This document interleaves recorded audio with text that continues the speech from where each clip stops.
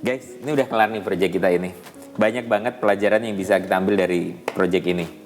Benar, yang menarik sebenarnya adalah latar belakang dari proyek ini. Coba kita dengarkan kutipan dari Alice. Indonesia was the first country where we started as an organization. So we started here 55 years ago. But this project that we are finalizing today originated from 2017. So those parties were all involved in this agreement. And as part of this agreement, a risk analysis was conducted focused on the palm oil sector. And this analysis describes the overall global value chain of the palm oil sector with a particular focus on human rights issues and the role of banks. And one of the conclusions of this analysis was that trade union rights is a severe human rights issue that is violated. And that there is also an opportunity to address this through good CBAs as an indicator. Because as you may be aware, a good CBA can be an indicator of good relations between employers and workers. And the idea was already in 2019 that to be more transparent and to give more insight, a CBA database would be helpful. Wah, sudah 55 tahun ya CNV di Indonesia. Iya, dan benar tadi dibilang Alice bahwa salah satu stakeholder terpenting adalah sektor perbankan. Ya, dan itu tujuannya untuk mendukung dialog sosial. Dan yang salah satu pembelajaran yang paling penting sebenarnya dari proyek ini adalah bagaimana kita memilih lokasi, yaitu Kalimantan Barat ya. Kenapa Kalimantan Barat? Karena di sana serikat buruhnya banyak yang aktif, tapi di sisi lain masih banyak tantangan di lapangan. Nah, coba deh kita cek ke Pak Idris ya. Halo Pak Idris. Halo Pak. Halo Pak. Halo semua, apa kabar? Sehat-sehat? Nah, kira-kira Pak Idris sebagai serikat buruh, apa saja nih tantangan di lapangan selama ini? Dan secara umum memang masih mengeluh, terutama dari sisi kesejahteraan yang mereka peroleh. Nah, ilustrasinya di dalam hubungan kerja, ada yang sudah bertahun-tahun statusnya itu tetap BHL, buruh harian lepas. Kalau kita kembali ke aturan yang normatifnya, mereka itu sebenarnya kalau sudah bekerja 21 hari berturut-turut selama 3 bulan, maka mereka itu secara otomatis sudah masuk di kategori pekerja tetap.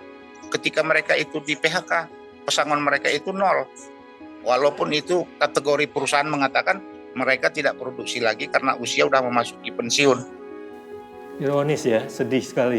Tapi memang betul seperti yang digambarkan Pak Idris. Dan itu sebenarnya alasan utama mengapa dalam proyek ini kita fokus pada PKB.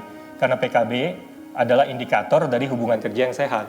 Ya, dan yang lebih penting lagi, PKB yang kita kumpulkan itu kita ukur dengan standar internasional sebagai tolak ukur untuk melihat mana PKB yang sudah baik, mana PKB yang masih kurang atau bahkan buruk. Ya, jadi salah satu good practice yang kita temukan itu beberapa perusahaan itu menaruh klausul tentang pekerja perempuan sebagai pencari nafkah utama. Tapi banyak juga kita temukan bad practice itu terkait tentang mutasi sepihak dari pihak perusahaan. Iya, betul. Dan salah satu pelajaran penting lain dalam proyek ini adalah hasil penelitian ini tidak hanya dinikmati atau dikaji oleh sedikit orang, tapi dibuka kepada stakeholder yang lebih luas. Itu sebabnya dalam proyek ini kita coba kerjasama dengan SPOT, sehingga hasilnya bisa diakses oleh publik yang lebih luas. Ya, di balik hasil yang menggembirakan itu, prosesnya tidak mudah. Banyak tantangan yang kita hadapi di lapangan. Sekarang kita bersama Pak Herman. Pak Herman ini adalah pelaksana proyek kita di lapangan di Kalimantan Barat. Halo Pak Herman. Halo Mbak Amelia, Mas Papa, Mas Samuel, apa kabar? Halo Pak. Pak Herman, menurut Pak Herman, kemarin pelaksanaan proyek kita di lapangan lancar-lancar saja atau gimana Pak? Tidak lancar. Ada komunikasi kita persuasif lah. Misalnya di GAPKI, Gabungan Pengusaha Kelapa Sawit. Itu berapa kali kita melakukan lobby-lobby, mereka masih mempertanyakan apa sih perannya seperti ini, serikat buruhnya ini. Tapi kan dengan adanya KSBC, dengan adanya Federasi Ukatan, bisa menjelaskan kepada mereka pelan-pelan, membangun komunikasi sehingga sampai saat ini bisa terbangun dengan baik. Sehingga mereka juga akhirnya mendukung. Bagus sekali ya Pak, tapi saya dengar ada tantangan Pak di perusahaan. Terutama di Patiware itu ya, Dulu di Patiwara itu KPNG itu bermula dari bentrok, bahkan di portal, ya, portal berapa hari. Bahkan ketua DPC kami pernah dilaporkan ke polisi, ya, karena gara-gara untuk upah sektoral waktu itu. Tapi dengan sekarang sudah mulai ada harmonis, sudah mulai sehingga dengan hadirnya CNP juga menambah nilai. Wah, salut Pak. Tapi saya dengar selain hubungan dengan perusahaan, Bapak juga berhasil membangun hubungan yang baik dengan pemerintah. Itu caranya gimana Pak? Ya, paling tidak kan selain komunikasi via telepon juga harus ketemu langsung. Saya selalu mengkritiki ketika misalnya ada hak-hak pekerja buruh yang terjolimi khususnya di sektor sawit, tapi kita juga memberikan solusi yang konstruktif kepada dinas. Bagaimana membangun sosial dialog ini? Nah, itu kuncinya, dialog sosial. Waktu itu kan Pak Herman jadi salah satu pemateri juga Pak pas pelatihan di Ketapang. Gimana itu Pak? Bisa diceritakan? Saya jadi memberikan pemahaman kepada anggota, misalnya di Ketapang itu kan banyak serikat lokal, serikat SPTP.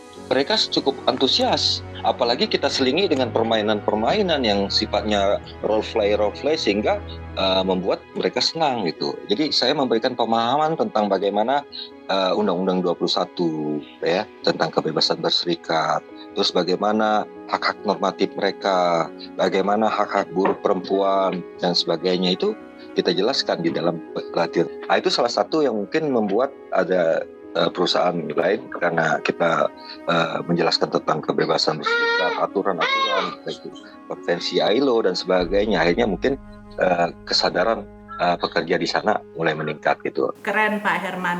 Jadi memang mitra kita di lapangan banyak memperoleh pelajaran. Tapi kita juga ya, salah satunya adalah bagaimana kita menemukan trigger yang tepat dalam memicu atau mendorong aksi.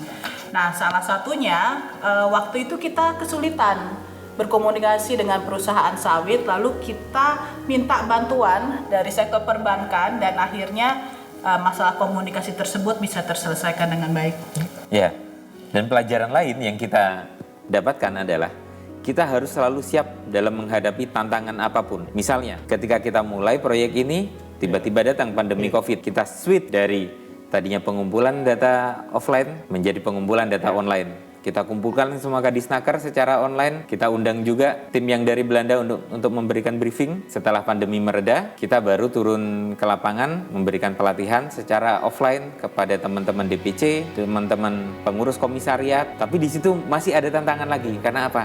Ada akses yang terpencil, jalan yang berlumpur, kita harus bermalam di sana. Tapi alhamdulillah akhirnya proyek ini bisa terlaksana sesuai dengan rencana. Betul, Fafa dan Amel.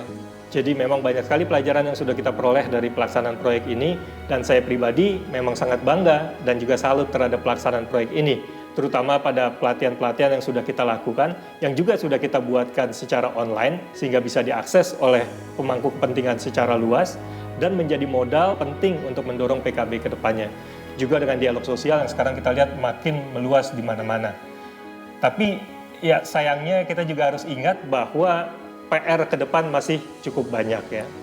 Memang kalau kita lihat PKB di Kalimantan Barat ya, khususnya di sektor sawit, baik dari sisi kualitas maupun kuantitas masih sangat rendah. Betul. Setuju, apalagi kita tahu bahwa kapasitas dari pemerintah kita masih sangat terbatas. Nah, makanya kuncinya adalah kerjasama atau kolaborasi di antara para pemangku kepentingan. Setiap pihak harus betul-betul menjalankan perannya secara maksimal kalau kita memang mau mewujudkan sawit yang berkelanjutan untuk kedepannya. Dialog sosial untuk sawit berkelanjutan.